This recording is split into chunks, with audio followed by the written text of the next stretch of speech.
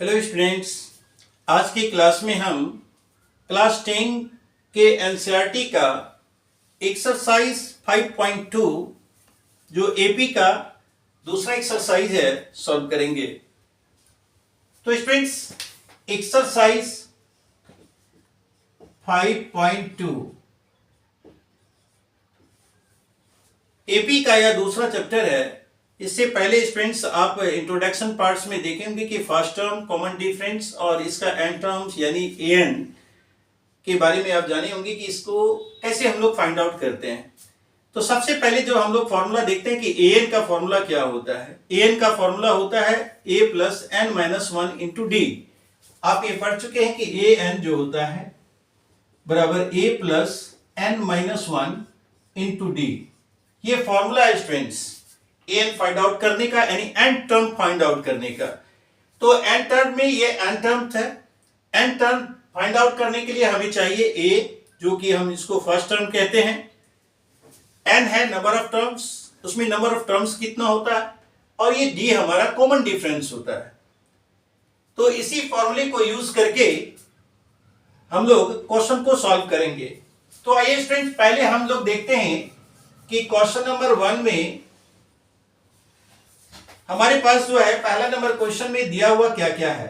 हमारे पास है a बराबर 7। देखिए a बराबर 7 दिया हुआ है।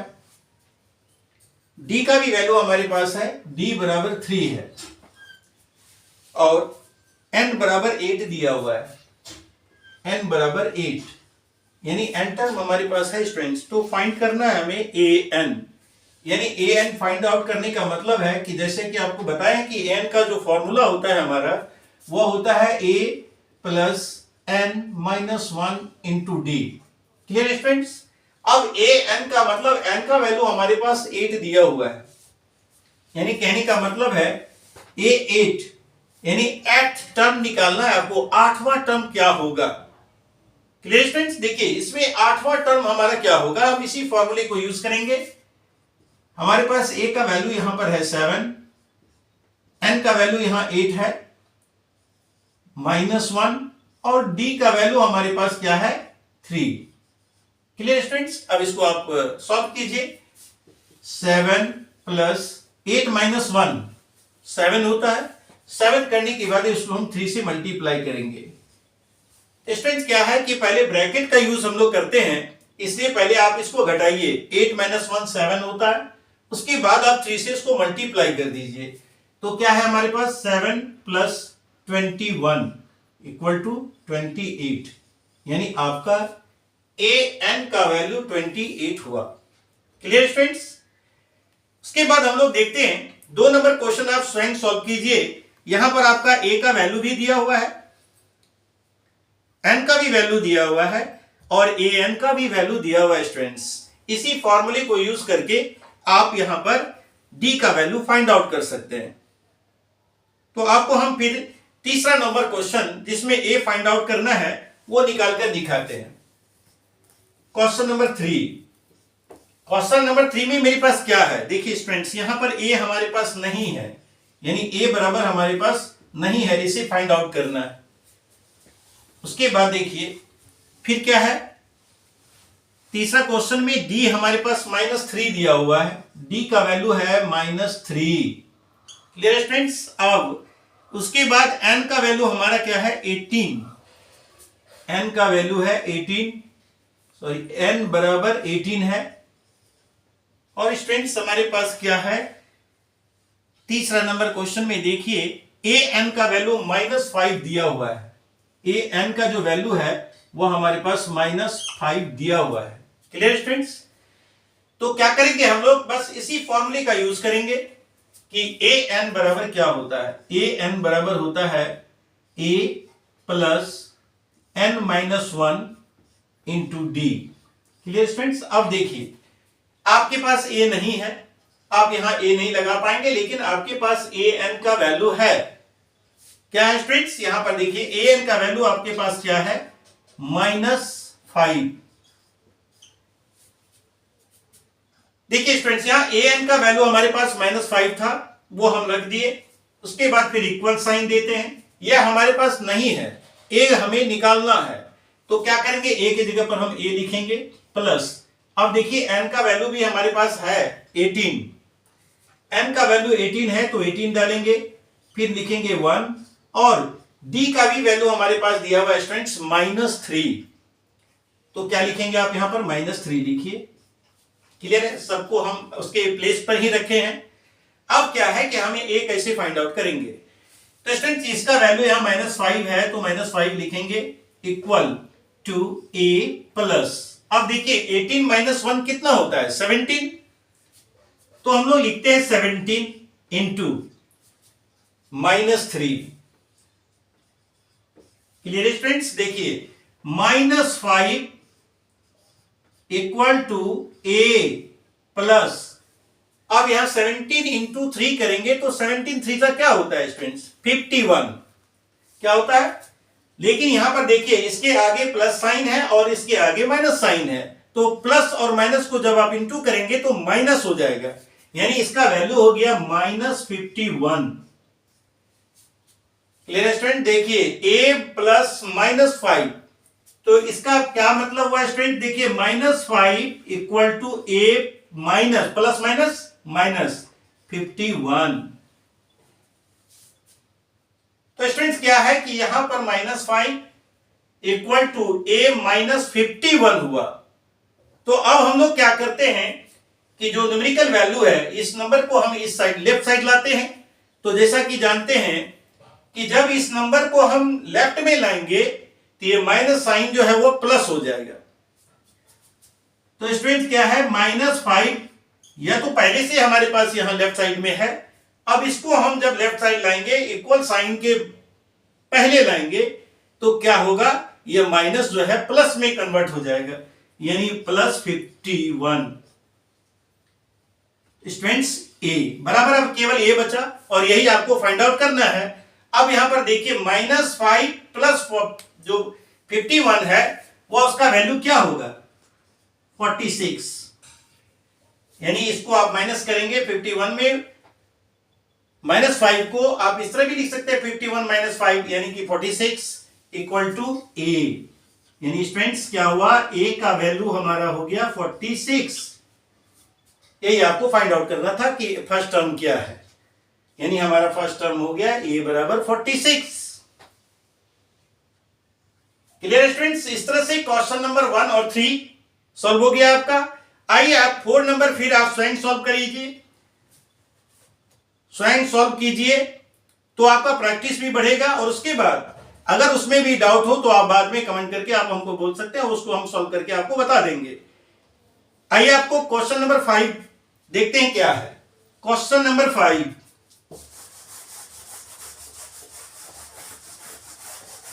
तो स्टूडेंट क्वेश्चन नंबर 5 का भी हम देखेंगे कि इसमें हमारे पास क्या क्या दिया हुआ है और क्या फाइंड आउट करना है। क्वेश्चन नंबर 5 में है स्टूडेंट्स 1 का 5 है ये, इसमें हमारे पास फर्स्ट टर्म दिया हुआ है, यानी कि a का वैल्यू हमारे पास है, a बराबर है 3.5।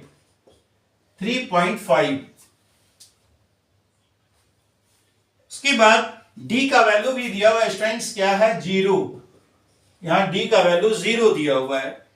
उसके बाद n का वैल्यू 100, n इक्वल टू 105 ये भी दिया हुआ है आपके पास, और an का वैल्यू फाइंड आउट करना है, an का वैल्यू आपको फाइंड आउट करना है, an क्या होगा। तो स्टूडेंट्स an बराबर क्या होता है, a plus n minus 1 into D. तो स्टूडेंट क्या है, a का वैल्यू हमारे पास क्या है 3.5 है, प्लस n का वैल्यू क्या है 105 माइनस 1 इंटू डी का वैल्यू क्या है 0।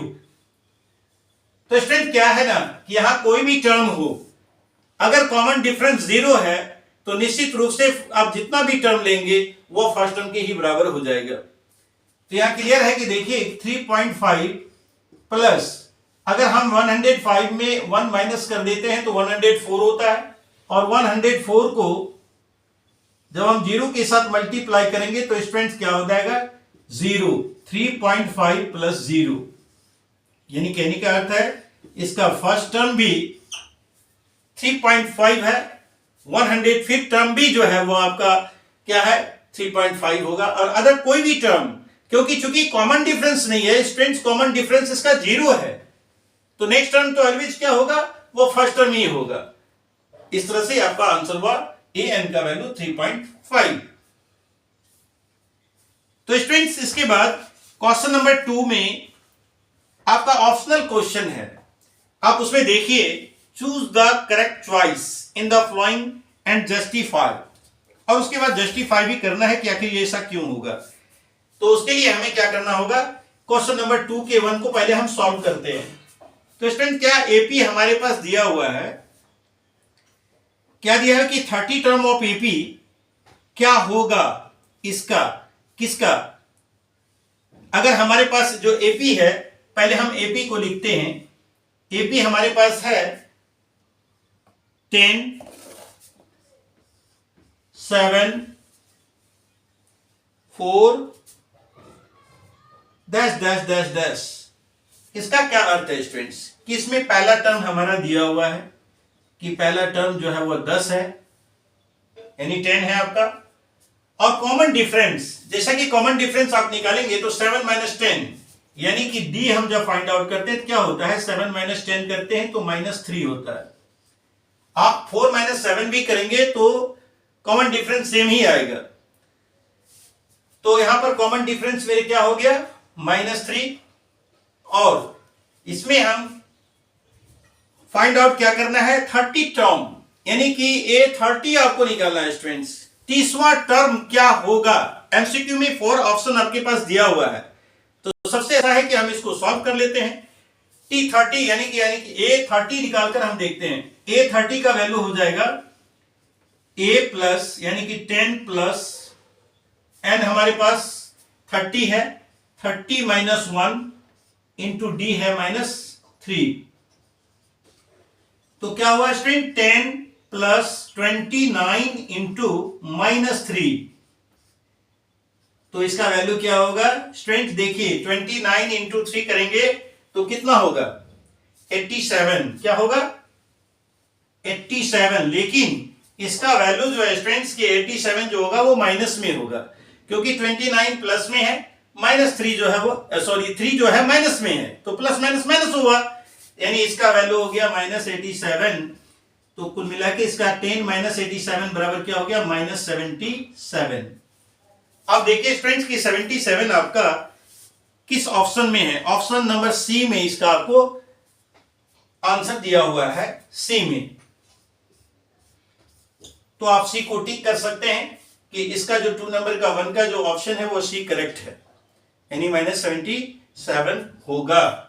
इसी तरह से आप इसका 2 नंबर भी सॉल्व कर सकते हैं। तो स्टूडेंट्स आइए अब हम लोग क्वेश्चन नंबर 3 देखते हैं कि क्वेश्चन नंबर 3 में क्या है। सेम वे में भी आप जो स्टूडेंट्स 2 नंबर का जो 2 है, यानी कि आपका ऑप्शनल क्वेश्चन है कि 11 टर्म आपको निकालना, सेम वे में निकाल सकते हैं, क्योंकि यहां पर भी आपको first term, second term, third term दिया हुआ है, तो आप कॉमन डिफरेंस फाइंड आउट कर लीजिए। फर्स्ट टर्म है आपके पास डी भी है, और उसके बाद आप 11 टर्म जब निकालेंगे तो n की जगह पर आप 11 रिप्लेस कर दीजिए, और इस तरह से आप उसको फाइंड आउट कर लीजिएगा। तो आइए स्टूडेंट देखते हैं क्वेश्चन नंबर 3। क्वेश्चन नंबर 3 में मिसिंग जो है टर्म्स को फाइंड आउट करना है स्टूडेंट्स। 3 नंबर कह रहा है क्वेश्चन के in the following APs find the missing term in the boxes. जो हमारे पास जो बॉक्स दिया हुआ है उसमें ब्लैंक है, ये है क्या 2, देखिए स्टूडेंट 2, उसके बाद कॉमा, फिर बॉक्स है, और तीसरा जो हमारा टर्म है वो है 26। क्लियर स्टूडेंट, देखिए अब क्या है, अब यहां देखिए फर्स्ट टर्म हमारा ए है, सेकेंड टर्म मिसिंग है, और थर्ड टर्म दिया हुआ है। तो क्या देख रहे हैं स्टूडेंट्स कि थर्ड टर्म हम लोग कैसे निकालेंगे। आप ये जानते हैं कि दोनों का जो कॉमन डिफरेंस होता है वह सेम होता है, आप ऐसे भी इसको सॉल्व कर सकते हैं। या कहिए कि ये ए है, तो ये क्या है, तो आपका a प्लस डी है, यानी सेकेंड टर्म है, और ये थर्ड टर्म जो है आपका क्या है, यानी कि थर्ड टर्म जो है 26 है। तो क्या है जो ये इसको थर्ड टर्म को आप निकाल पाएंगे, यानी a है और आपके पास t3 है, यानी a बराबर कितना है 2 है, और a plus D sorry a plus ये 2d भी कितना है आपके पास 26 है। क्लियर स्टूडेंट, देखिए a का वैल्यू आपके पास है और a प्लस 2d का वैल्यू, यानी कि जो थर्ड टर्म है ये थर्ड टर्म का भी वैल्यू आपके पास है।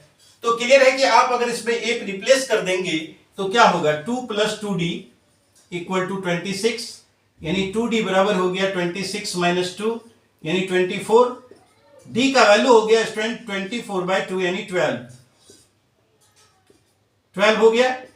अब a प्लस डी क्या होगा, a प्लस डी यानी कि ये आपका a2 है, a2 बराबर क्या होगा a प्लस डी, a का वैल्यू है 2 और d का वैल्यू है 12, यानी आप 14 इसमें लिख सकते हैं, यानी ये ब्लैंक में जो है आपको 14 होगा, यानी सेकंड टर्म जो है वो क्या हो गया। अब देखिए स्टूडेंट्स, पहला टर्म आपका 2 है, उसका सेकंड टर्म आपका 14 हो गया, तो क्या हुआ कि ये 14 दोनों में डिफरेंस कितने का है 14 माइनस 2 12 का डिफरेंस है, जो डी आपका 12 आया। क्लियर, जस्टिफाई कर रहा है। फिर 26 में अगर आप 14 को माइनस कर दीजिए तो भी आपका डिफरेंस जो है वो 12 ही आएगा। इस तरह से आप जो है आप सेकंड टर्म फाइंड आउट कर सकते हैं। यहाँ a हमारे पास है, a प्लस 2d का वैल्यू हमारे पास है, तो इससे हम a का वैल्यू पुटअप करके d का वैल्यू निकालते हैं और a प्लस डी निकालकर हम सेकंड टर्म फाइंड आउट कर सकते हैं। इसके अलावा भी आप ये भी सॉल्व कर सकते हैं स्टूडेंट्स कि देखिए 26 माइनस, अगर हम मान लीजिए इसको हम x कर देंगे तो भी आप बना सकते हैं। 26 माइनस x बराबर x माइनस 2 कर दीजिए तो भी आप इसको फाइंड आउट कर सकते हैं। दूसरे वे से भी आप इसको फाइंड आउट कर सकते हैं कि क्योंकि हम जानते हैं कि जो कॉमन डिफरेंस होता है वो सेम होता है, तो कॉमन डिफरेंस को भी आप उस तरह से सॉल्व कर सकते हैं, दूसरी तरह से भी सॉल्व कर सकते हैं। अगर आइए तो हम आपको करके दिखाते हैं। जैसा कि आप देखिए यहां पर लिखा हुआ है, इसको हम x लिख देते हैं कि यहां पर x है और हमको पता है कि जो कॉमन डिफरेंस है वो सेम होता है, तो हम इसको इस तरह से लिख सकते हैं कि 26 माइनस एक्स बराबर x माइनस 2। क्लियर है स्टूडेंट्स, आप ये अल्टरनेटिव मेथड इस तरह भी यूज कर सकते हैं 26 माइनस एक्स बराबर x माइनस 2। क्यों? क्योंकि कॉमन डिफरेंस सेम होता है, यानी कहने का मतलब हुआ ये कि T3, या आप इसको A3 भी लिखिए, A3 माइनस A2 बराबर क्या होता है A2 minus A1। Clear students, यानी A का आप A1 नहीं लिखकर A लिख सकते हैं। आप इसको भी इस तरह से सॉल्व कर सकते हैं। अगर हम ये थर्ड टर्म को x मान लिए तो यहां पर कॉमन डिफरेंस करके भी आप दिखा सकते हैं कि कॉमन डिफरेंस तो सेम होता है, इसलिए 26 माइनस एक्स बराबर x माइनस 2 भी होगा।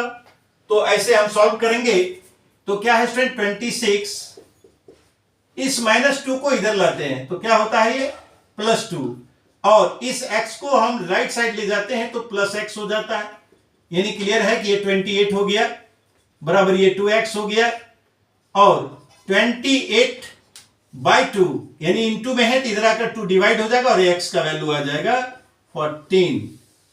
क्लियर है स्टूडेंट्स, इस तरह भी आप x का वैल्यू फाइंड आउट कर सकते हैं। जो मिसिंग टर्म है इस तरह कॉमन डिफरेंस इक्वल करके भी आप सॉल्व कर सकते हैं, या फिर आपका ये टर्म ऐसी कि फर्स्ट टर्म ये है, थर्ड टर्म हमारा ये प्लस 2d होता है, तो इस तरह से लिखकर भी हम यहां पर A2 जो है 14 निकालेंगे, A7 8 कोई भी टर्म आप इस तरह से फाइंड आउट कर सकते हैं।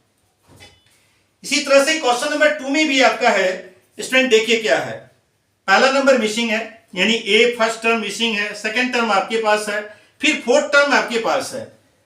ऐसे कंडीशन में भी आपको क्या करना है कि दो सेकंड और फोर्थ टर्म को निकालकर उसका कॉमन डिफरेंस निकालना, फिर डी निकालना, और उसके बाद सेकंड और थर्ड आप फाइंड आउट कर सकते हैं। तो स्टूडेंट्स आइए आपको 2 नंबर भी हम बनाकर ही दिखा देते हैं, फिर आप 3 नंबर आप खुद से करके देख लीजिएगा। तो पहले हम ये आपको सेकंड नंबर क्वेश्चन बनाकर दिखाते हैं कि जिसमें 2 मिसिंग टर्म है स्टूडेंट्स। इसमें सिंगल नहीं बल्कि डबल मिसिंग टर्म है। और ये देखिए आपका दूसरा क्या है, क्वेश्चन नंबर ये 3 का 2 नंबर है। आपके पास क्वेश्चन है, ये बॉक्स दिया हुआ है, यानी मिसिंग टर्म है ये देखिए, फिर 13 दिया हुआ है, फिर उसके बाद आपका थर्ड टर्म भी मिसिंग है, फिर इसके बाद फोर्थ टर्म भी आपका दिया हुआ है, 3 है। देखिए स्टूडेंट्स, यहां पर कुछ नहीं करना है आपको, 2 मिसिंग टर्म है, कैसे आप निकालेंगे। आप देखिए ये सेकंड टर्म है, सेकंड टर्म को हम लोग a प्लस डी लिखते हैं। क्लियर है कि a प्लस डी का वैल्यू हमारे पास है, फिर a प्लस 2d का वैल्यू हमारे पास नहीं है, फिर ये फोर्थ टर्म जो है a प्लस 3d उसका वैल्यू है। तो क्या करते हैं हम, देखिए ये हमारा क्या है a2 बराबर क्या है 13। क्लियर स्टूडेंट्स, a2 जो है वो क्या है 13 है।